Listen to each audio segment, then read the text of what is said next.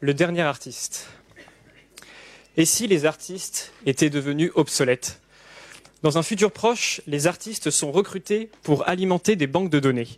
Puisant dans cette banque, les intelligences artificielles génèrent une œuvre nouvelle dépossédant les artistes de leur travail. Ces banques de données, désormais bien pleines, les artistes sont licenciés. Le dernier artiste employé tente un ultime acte de résistance. Donc ce que vous allez voir est une ébauche pour un court-métrage plus long d'environ 25 minutes. Bon visionnage.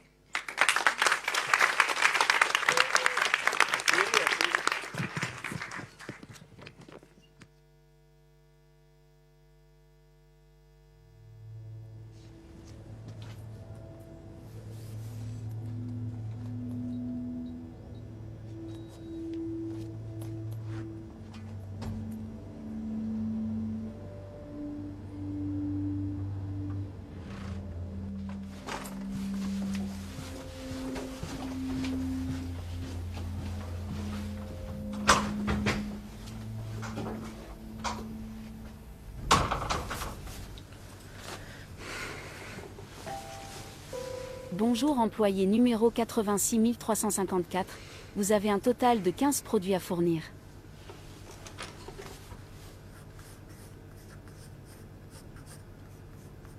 Employé numéro 86 354, confirmez-vous ne pas avoir écrit de signature ou tout autre signe distinctif? Je confirme.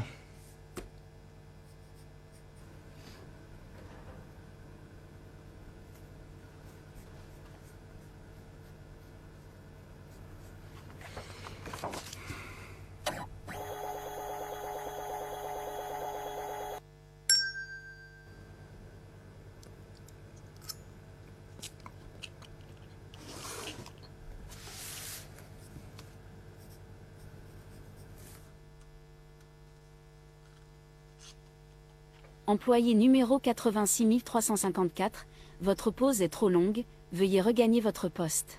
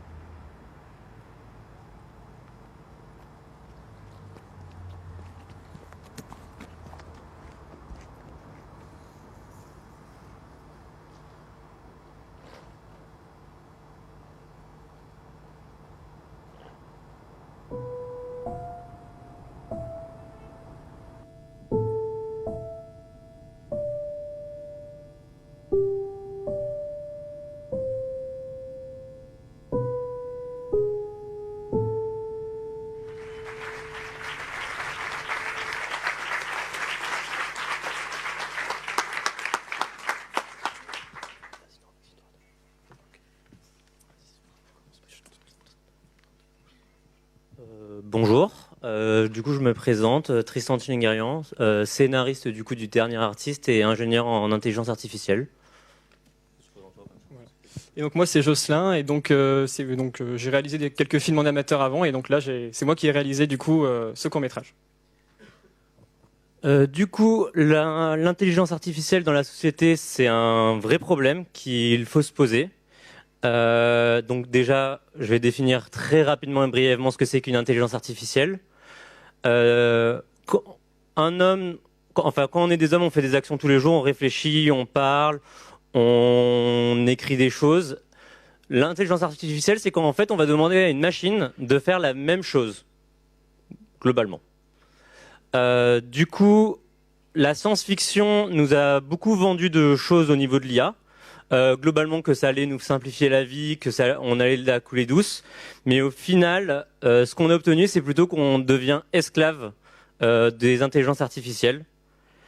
Et on a aussi, du coup le problème de la science sans conscience, comme on l'appelle. Donc faut savoir, c'est que des réflexions sur l'éthique, se poser vraiment bien la question, ça prend 2 à 3 ans. Alors que l'évolution d'une IA actuellement, c'est de 6 mois à 1 an. Donc on voit qu'on est vraiment pris par le temps.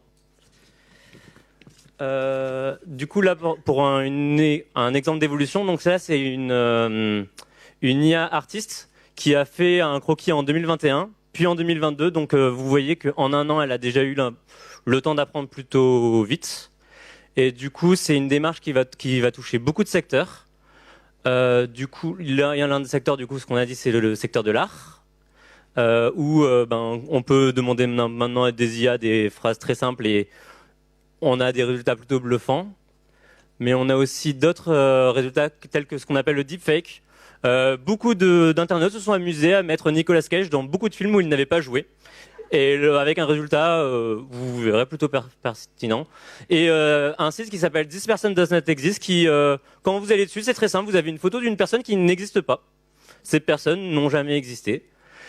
Du coup, ensuite, alors là, je me suis amusé, je lui ai donné à l'IA le titre de mon film, juste dire, j'aimerais que ce soit une dystopie avec un artiste, et elle m'a écrit un synopsis. Voilà, je suis plutôt vexé, mais ça va. Et pendant France Inter aussi a fait une interview sur l'intelligence artificielle, et le début de leur interview a été de faire l'interview directement avec une intelligence artificielle en direct. Et pour les besoins de notre court-métrage, vous avez vu qu'il y a des images. Cette image a été générée par une intelligence artificielle.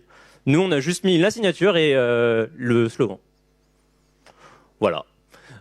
Du coup, maintenant, la question, c'est le futur. Est-ce que c'est positif d'avoir des IA qui sont auto-alimentées? Il y a la question de la perte de sensibilité humaine dans l'art, de nous restructurer. Qu'est-ce que l'art et la place de l'art dans la société? Je vais parler un peu plus de notre projet, notre court-métrage. Donc, je rappelle, c'est une ébauche de court-métrage afin de réaliser un plus long de 25 minutes. Donc l'idée, ça a été de concentrer le message qu'on voulait faire transmettre dans ces 2 minutes 30. L'idée, c'était d'insister sur la présence de l'entreprise, de l'IA. L'IA peut-être même est l'entreprise ou un PDG omniscient qui contrôle l'artiste. L'idée, c'était de montrer la solitude de l'artiste, une autre solitude que celle qu'on a l'habitude de montrer au cinéma, par exemple. Une solitude dans des espaces dépouillés, désertés, donc au travers du coup de certains plans larges, avec aussi cette volonté de mettre en place un effet d'oppression antinomique de l'idée d'artiste qu'on se fait. Un artiste, normalement, ça s'exprime librement. Voilà, donc en le réduisant dans un coin de l'image, par exemple sur l'image en bas ici. Donc voilà, pendant sa pause café.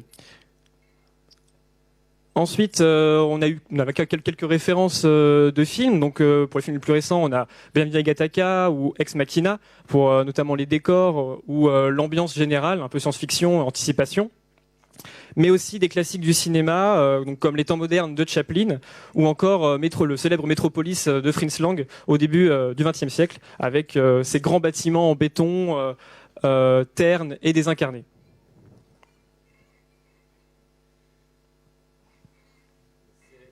Et c'est fini.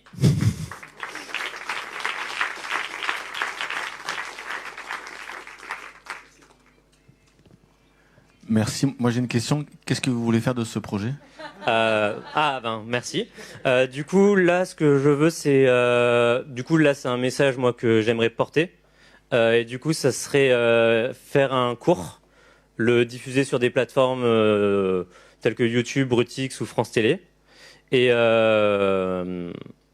l'amener dans des festivals et prendre vraiment le temps de l'écrire, parce que là, même si c'est quelque chose qui trottait dans ma tête depuis un petit moment, j'ai réfléchi au pitch dans mon Blablacar et j'ai écrit le scénario la nuit du vendredi.